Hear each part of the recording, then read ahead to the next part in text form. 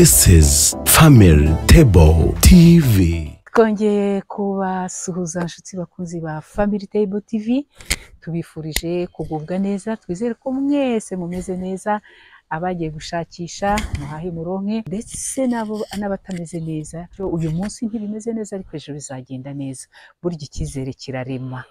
Tugarutse rero mu ruganiriro rwacu uyu munsi, ndashaka yuko dusubiza amaso inyuma tukareba ikibazo kiriho gikomeje kuba ingorabahisi, ubwicanyi. Maze iminsi numva ku maradiyo mu bitangazamakuru inkuru ziza zivuga i Musanze umugabo yishe umugore, Nyabihu umugabo yishe umugore ndetse unatwite, mu Majyepfo umugabo yishe umwana we. Mbese ni ikibazo, ubwicanyi mu muryango. Kubera iki kibazo? Ibi ngibi biri guterwa n'iki? Nyamara ubushakashatsi buherutse gukorwa na RGB mu mwaka washize bwagaragazaga yuko amakimbirane, hari ibintu byagiye bigabanuka byatezaga ubwo bwicanyi, nk'amakimbirane, ubusinzi n'ibindi byose. Iyo bikabije bigenda biganisha kuri ubwo bwicanyi, ku kubura ubuzima bwa bamwe mu bagize umuryango. Uyu munsi turi kumwe na Mukanzigiye Goreti, ndumva n'ubushize twari turi kumwe. Reka tuguhaye ikaze. Murakoze cyane kongera kunyakira. Tuguhaye hano ni mu rugo buriya. Habaye mu rugo. Hano habaye mu rugo Gore, habaye mu rugo. Twamwifashishije rero wenda n'ababwira ubunararibonye ibi bintu abifitemo, nk'umuntu ugiye kudufasha muri iki kiganiro, ugiye kudusobanurira impamvu ubu bwicanyi bukomeza bukanga bukaba mu muryango. Goreti rero tuguhaye ikaze. Murakoze cyane Christine. Twizere yuko nawe turi kumwe hano muri iki kiganiro ukihagera ushobora gukora subscribe, ushobora kutwereka yuko uri kumwe natwe, ukora like ndetse unasangiza n'abandi ibiganiro bitambuka kuri Family Table TV. Murakoze cyane. Ngaho rero Gore, Karame, banzu bibwire, ubasobanurire impamvu twaguhamagaye ngo udufashe muri iki kibazo.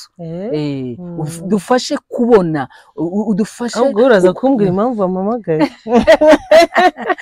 Impamvu naguhamagaye ni ubunararibonye nkuziho. Ni ubunararibonye cyangwa ni cya gitabo uherutse gukosora. Ni igitabo. Ati ni igitabo mperutse gukosora. Kandi warakoze. Urakoze cyane. Ariko ni n'ibyo byose tugenda twumva. Yego, urakoze cyane. Ibibazo birimo kuba mu ngo binkoraho cyane nk'umuntu icyambere umukorerabushake. Bikora nk'umukorerabushake kuva nkiri umwana, nkunda umuryango cyane, ku buryo kera wenda nubwo kositeri ntakakubwa ariko najyaga mbona umugabo n'umugore bafatanye n'umwana n'abana bari hagati, nkumva ndishimye cyane, nkumva ni byiza, nkumva nkunze umuryango. Ubundi rwose niko biba bikwiye. Noneho nabona abandi barwanye bashwanye bagize gute, nkumva ndababaye. Ubwo uzi ko byatumye nkura numva nzaba umubikira kubera abarwanaga bari benshi kuruta abafatanaga. Ubwo mbese kuko waje kubivamo nyuma mvuga kuko nibo bambwiye bati ntabwo umuntu akorera Imana gusa mu kibikira, genda nimba niba utabishaka uraza gukora iki. Kuri nimba uri umukobwa umwe ukaba n'imfura, urumva utagiye kuzana amakimbirane hagati yacu n'ababyeyi bawe. Nuko nahise mbyivana mu mutwe, ariko waje kubikomeza mu bundi buryo kuko nakomeje gukunda umuryango. Byambayeho byose nakomeje gukunda umuryango, sibyo? Rero ubu ngubu reka tuganire n'abantu nizera ko bakunda umuryango, kandi ibi byanatumye mu byo nize. Icyambere nkunda abana n'abagore, ariko n'abandi ndabakunda. Abana n'abagore nkumva n'abanyantege nke, n'abasaza n'abandi mbese b'abanyantege nke nkumva n'abafata nkabashyigashiga kandi nkabarinda uko mbishoboye.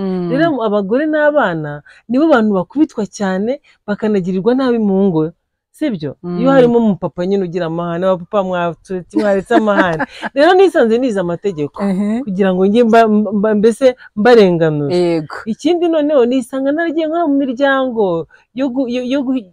yo kurengera uburenganzira bw'aba bana. Icya kabiri ndangiye ndavuga nti rero ndashaka kuzaba umunyamategeko nkagenda nkicara nka umucamanza nkabona nkumva ibyo ndimo gukora bitari byagera aho bigomba kugera mutavuga ngo ujya mu mite niga amategeko reka mite niga iby'abagore n'abagabo kugira ngo ninjire mu muryango neza niga rero iterambere ry'abagore n'abagabo mu buryo bwa maîtrise cyangwa icyiciro cya gatatu cy'amashuri ubwo rero nabyo byongeyeho bituma noneho numva nafasha umugabo n'umugore mu mitekerereze no mu mibanire nabwo kandi ngenda ngira abantu benshi bambonye ko nari mbikeneye ubujyanama bwo gukira ibikomere no gutega abandi amatwi nabyo ubwo ngenda doko twahuye n'amahugurwa menshi maze imyaka 20 ndi mu ibyo bintu byo gufasha mu bujyanama ndetse no mu buhuza abantu batandukanye harimo n'ingo urakoze rero cyane murumva yuko kumutumira dushaka kumenya impamvu ubwicanyi mu bagize umuryango ubwicanyi mu bagize umuryango bugenda bufata indi ntera duhereye kuri za nkuru muri iyi minsi zimaze iminsi zivugwa dutangira rero mwatubwira mubona ari iyihe mpamvu y'ubu bwicanyi umugore yishe umugabo yishe umugore bishe umwana ibi bintu biraterwa n'iki mu by'ukuri ndashaka kuvuga yuko gusubiza icyo kibazo ntabwo najya inyuma ya Bibiliya ndashaka kuvuga ko ijambo ry'Imana ritubwira ngo mu minsi ya nyuma mu minsi y'imperuka ngo abantu bazabikunda bakunda impiya ngo banga babo yego urumva bakunda impiya banga babo ikindi kwikunda harimo no kwibagirwa ko nawe umuntu ari umuntu niyo mpamvu twagiye tubona ingaruka nyinshi cyane hari umuntu wigeze guha interview mu minsi yashize narakurikiye nanjye ibyo sindaza kubivuga ariko aho umuntu aza agafata abana akica kandi asize abana be mu rugo urumva ni uko kwikunda no kutareba kure ngo uvuge ngo nawe ndi ni umuntu rero byageze no mu rugo ugasanga umuntu nimba ashaka kugira ngo agurishe isambu ye agira ibindi binakora akabwira umugore ko agomba kubyemera ibyo makimbirane yerekeranye no ku mitungo twarayibonye cyane ko birimo kuzana ingaruka undi nakaba afite ukuntu yamaze gukunda n'undi mu rukurana akavuga ati umugabo wanjye sinyimukunze akajya ku nshoreke turagenda dufata impande zombi nk'urugero akavuga ati iyi nzu burya ntabwo wari ubizi nayitanze muri banke none ndagira ngo twimuke tuyikodeshe kubera ko bashobora kuza kuyigurisha urebye nabi umugore yatangira kuvuga umugabo atari ku ubundi ndagusaba uruhushya nkanze sinjye wayubatse uzi Kristo uzi ko hari umuntu wambwiye ati umugabo yambwiye ngo azanyica ngo bamufunge nibarangiza bamugirire imbabazi kubera abana ngo bamurekure ngo ajye kwirerera abana ikindi kintu gikomeye nuko mu by'ukuri singiye kuvuga ngo leta ihindura iryo tegeko kuko ni ku isi yose igihano cyo kwica uwishe cyavuyeho ibyo nabyo ni ikibazo gikomeye aho maze kubona ingo nka 2 cyangwa 3 umugore ambwira ati yarambwiye ngo azanyica ngo bamufungiye gato ngo bamufungure ngo agaruke yirerera abana urumva ko kantu sinye kwakundi rwa rukundo rwa kera rwararangiye sinye gukunda nzakwica ubundi bamfunge ngaruke icyo ni ikibazo ni ikibazo gikomeye kapitali kiri hejuru y'ibindi nuko yarumva yuko yagwaze yarakurambiwe arakwica narangiza agaruke mu rugo ngo igihe runaka ni ikibazo ubwo ngubwo leta irimo irabyumva nayo icya kabiri ni ukureba hafi cyane kuko iyo mitungo ubwo nabyo ndi ku mpande ebyiri ko iyo mitungo mwashatse mwese mwaravutse murashaka ntayo mufite none murimo murayipfa ni ukureba hafi kuko imitungo iraza n'abashyitsi ikongera ikagenda mukamwashaka iyindi none ikindi nacyo ni ukutagira indangagaciro no kutakunda umuryango no kutikunda kuko twamaze kumenya ko wa muntu mwabaye umwe none urumva ko wamwikuraho kandi ugakomeza ntabwo bishoboka noneho mufite imbuto zavuyemo mwakabaye musigasiga muri kumwe ntabwo ukiri umuntu na wandi mwazanye ku isi ntabwo muzaba mukibahaye bwa buntu ni ikibazo gikomeye ubwo rero nicyo cyatumye noneho mvuga ngo ibi ni ibintu bigaragarira amaso uko umuntu agenda abyumva ariko noneho dukora n'ubushakashatsi tuvuga ngo twinjire neza turebe n'abandi bantu bitwa inshuti z'umuryango turebe impamvu zituma ya miryango ishobora kuba ko irimo kugenda igera kwangana burundu ugasanga ndetse byaviremo n'uburwayi bwo mu mutwe kuko umuntu arakubwira nzakwica wa wundi abibwira afite ukuntu agenda yangirika wa wundi uvuga ngo nge akagira umujinya agafata ikintu agakubita narwo uburwayi Kristi twagize nabwo turavuga ngo reka dushireho ko twashyiraho amafishi ariko abantu bajye bisuzumisha bitewe nuko twabonye ibibazo bitandukanye niba usanga ufite bya bibazo uremere bakuvura abo baganga bavuga rero nabo mu burwayi bwo mitekerereze n'uburwayi bwo mu mutwe n'ukuri hari ikibazo kuko iyo iki kintu gihari birihuta kwicana yego tutarageraho rero Goreti kwagira ngo usa n'udutaturira bimwe nyine mu bibazo n'iyo fishi utubwiye turayigeraho mu bibazo watubwiye bishobora gutera ubwo bwicanyi watubwiye kwikunda ndetse n'uwica yiyanze watubwiye gupfa imitungo utubwira iki kindi urukundo rwagabanutse rumwe rwa mbere kugabanuka k'urukundo rwa mbere niba baranashakanye barufite kuko harimo n'abashakana ntarwo bafite kubera impamvu runaka bagashakana kubera inyungu z'imiryango babifitemo kubera ikibazo cyababayeho kubera yuko bateranye agize igihe cyo gushaka urumva ni izo mpamvu gusa zirahari ni nyinshi ariko ndihuta cyane kugira ngo uze kudutwara umwanya munini kubera ko wenda waza kumbazaho gato gato icyambere urukundo rwa mbere no kunoza amahanga y'urugo y'abashakanye ubwo n'imibonano mpuzabitsina usanga kenshi iyo bitagikorwa neza cyangwa se batagishimishanya urukundo rugenda rugabanuka ugasanga wa wundi ko yashatse ari mukuru ashaka kugira ngo asubire inyuma akaba yajya mu nshoreke iyo rero inshoreke zagaragaye ko zihari urukundo ruragabanuka bye ugasanga n'imitungo yagiye igabanywamo kabiri cyangwa gatatu ugasanga ni ikibazo gikomeye utubazo dushamikiwe ntabwo twatujyemo ko twatinda usanga noneho hatangiye kuba abandi bantu wa wundi wasezeranye ko muzabana akaramata ko muzatangwa n'urupfu ugasanga hajemo abandi bantu hagati kandi noneho baguruka babandi nyine wihitiyemo ukavuga uti ndashaka noneho umuntu mbese utanashaje twamaze kugira imyaka 15 ufite ibibero ufite amataje ugasanga mbese niwe uhise uharara habayeho guharara reka mvuge no ku ruhande rw'abagore ko nabyo birahari ugasanga mbese niba umugabo wenda yarirwariye za ndwara zidakira zitanandura atabasha gukora imibonano adashaka kugira gute ugasanga yakuruwe n'inshuti zo mu bitsinda agendamo cyangwa umuntu akavuga ati ariko wowe uri mu bitsinda gushakira inshuti hari inshuti mbi zisenyera urugo zirimo noneho ugasanga wa muntu yatangiye kwigabanyamo inshuro donc ibice ari ku mugore we w'isezerano ari ku wundi w'inshoreke cyangwa se rwaje umugabo yarangiza akagira umuntu ku hanze ibyo nabyo bisenya ingo cyane ariko ibaze kugira ngo ube ufite urwaje umuntu warangiza ukajya uruhukira stress kandi mwarasezeranye kurinda gupfa ni ikibazo gikomeye noneho twagiye dore twibaza utubazo twabaza mu matsinda twari turi kumwe twabaza ngo urumva uwo muntu mubana akiri wa wundi udashobora gusimbuza undi abo ngabo kenshi ugasanga nta kintu ashyiraho kuko hari zeru hari rimwe hari kabiri ariko atashyizeho ikintu akaharenga ubwo ni zeru afite undi muntu yamusimbuje ariko umugore we akabimuhisha cyangwa umugabo akabimuhisha noneho ukavuga ngo se haramutse ndavuga utubazo tubiri twonyine haramutse habaye uko mbese urokora umuntu umwe ku isi warokora wa wundi mwashakanye abenshi baragisimbutse Christine bigaragaza yuko urwa rukundo rwarageragejwe ako abantu bagenda babana iminsi nkaho bakundanye cyane baragenda ahubwo barekurana urumva atari ikibazo akaramata kabayemo ibibazo mbese noneho dusanga amanota menshi arapfira mu rukundo rwa mbere no kubana akaramata ni ikibazo noneho kunoza amabanga ariyo y'umuntu atakibona mu wundi hariho abantu barezwe neza bazi kwihangana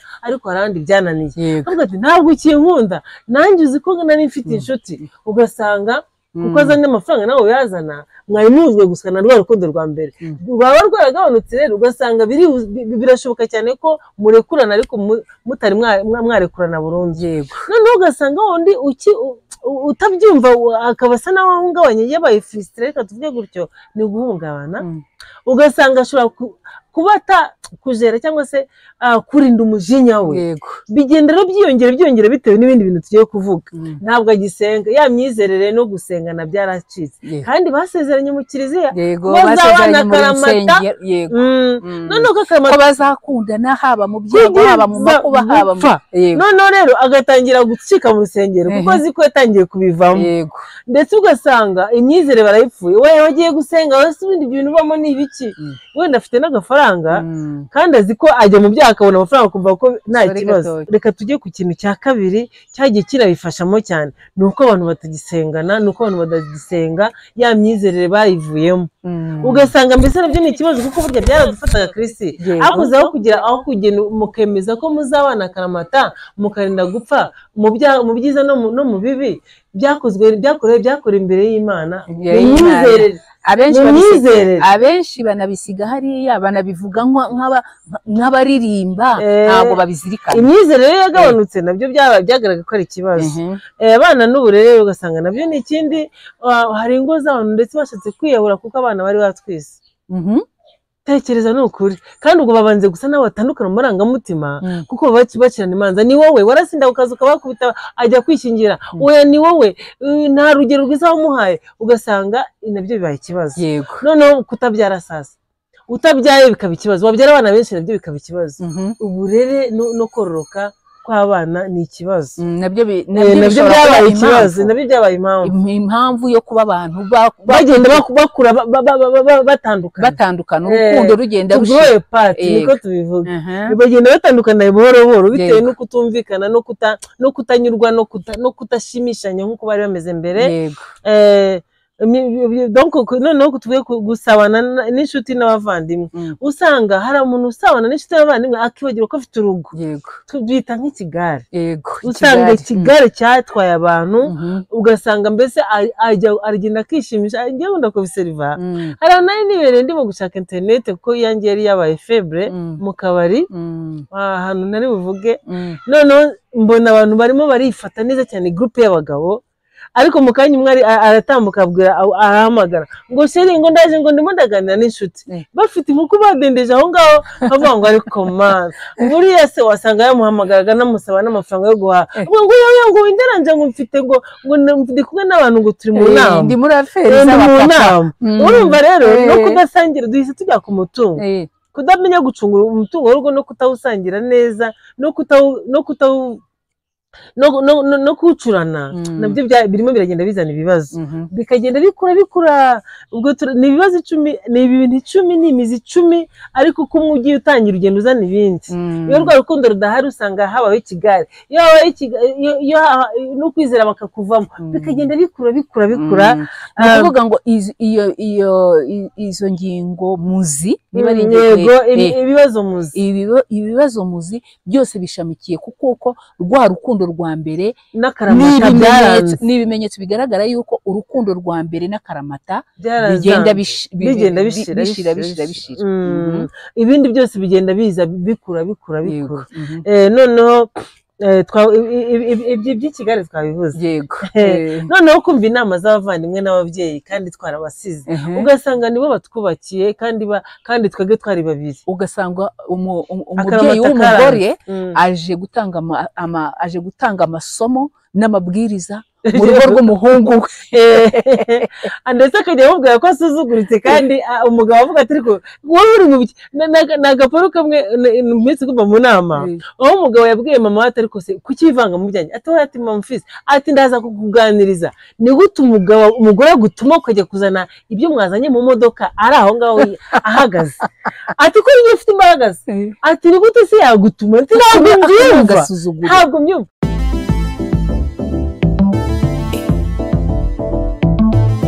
This is Family Table TV.